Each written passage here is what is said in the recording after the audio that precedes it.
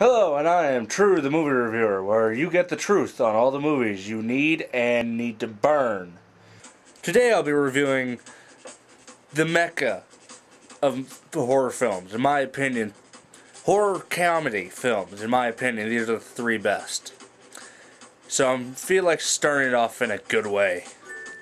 I will be reviewing the Evil Dead trilogy. Let's get this review underway.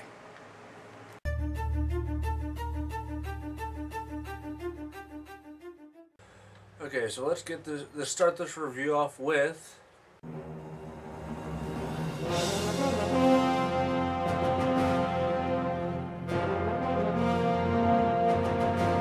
right, Evil Dead. Now, in these reviews, I will be going into the movie, what it's about, not really what the DVD got.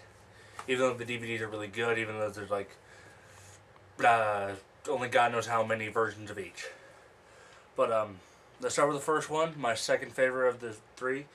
Came out in 1981. It's a very good, in my opinion, a very good movie. It's quite scary still, and I've watched it about 30 times. It still gets me freaked out. But it all revolves around a bunch of kids. It kind of follows the horror movie etiquette. Kids go off by themselves and go to an abandoned house. But instead of there being a slasher killer, the killer is a person that you can't see. It ends up they go to the basement because the cellar door keeps rattling, and they end up finding a book that is quite odd, a tape recorder, and a dagger. And it turns out the book is... It is entitled Naturan de Manto, roughly translated, Book of the Dead. Yeah, which is full of all kinds of bad things. Bound in human flesh, written in human blood. It's just not a good book. But they end up activating the tape. Spirits start possessing them one by one. There are just some really creepy moments when one of the girls first gets possessed. The little talk that she gives, put it right here. Why have you disturbed our sleep? Awakened us from our ancient slumber. You will die! I feel this before you.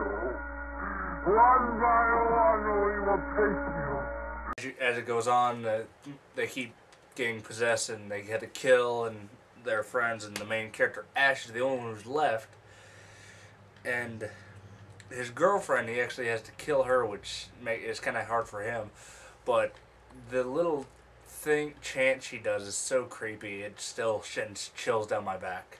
Here it is.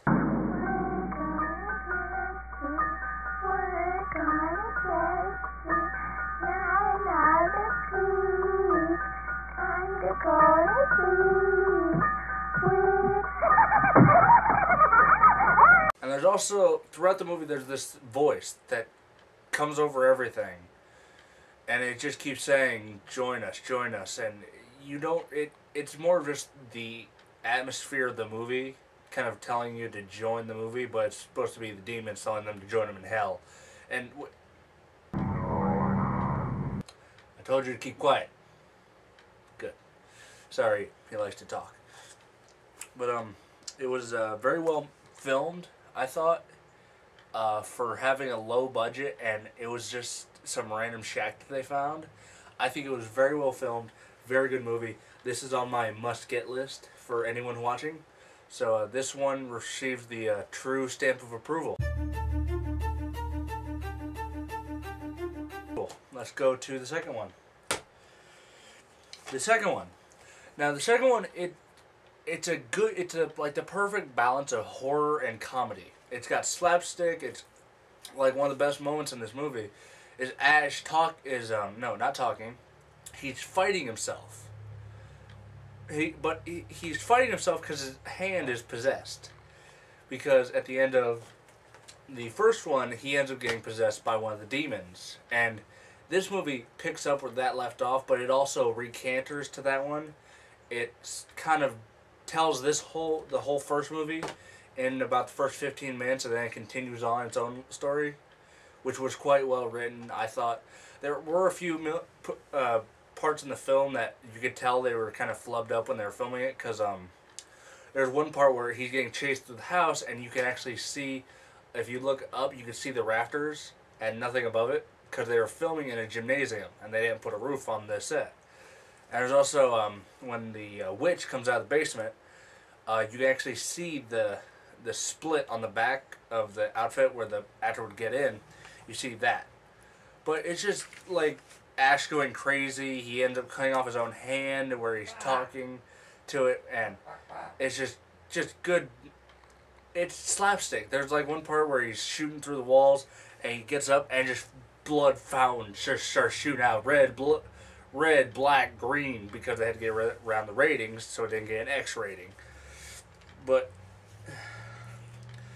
and heck, there's a thing where he's talking to his hand. He's like, "Ah, I got you. I'll put it right here." Boom.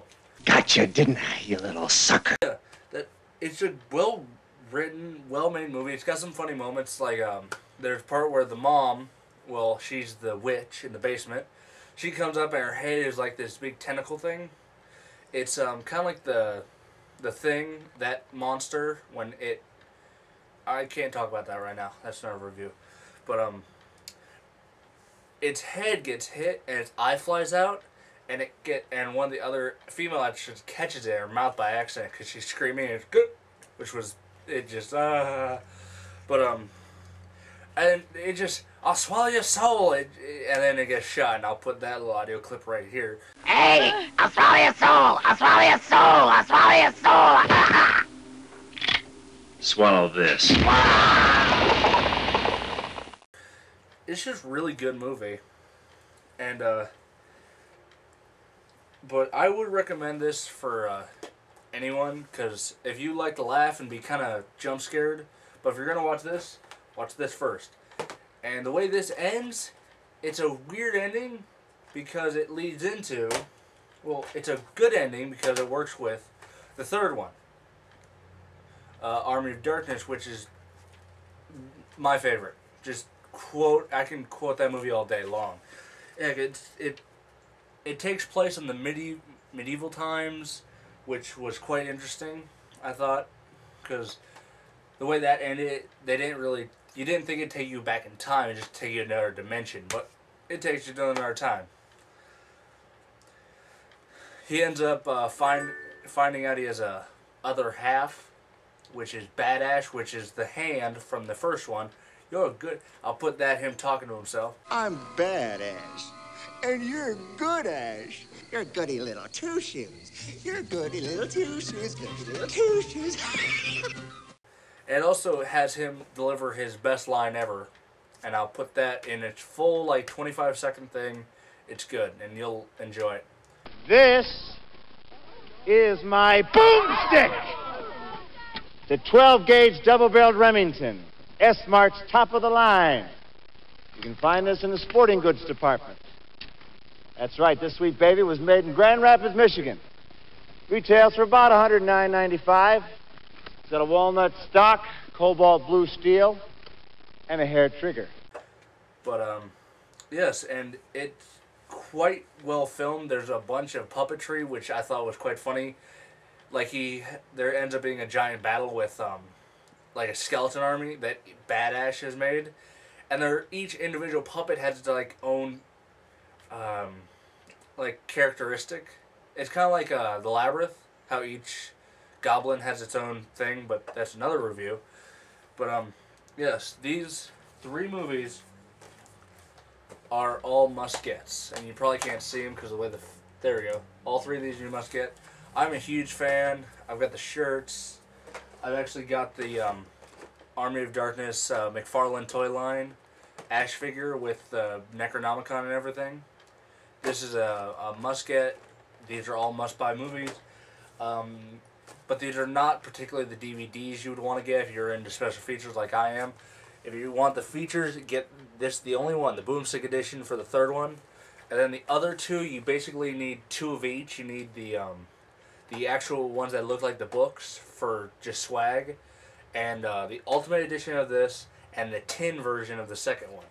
Those are the ones you must get. And that is my review of the Evil Dead trilogy. So, I will have more reviews in the future. I will be taking recommendations for reviews. And as long as you keep watching, I'll keep reviewing. Have a good night, or evening, or morning, whatever time it is.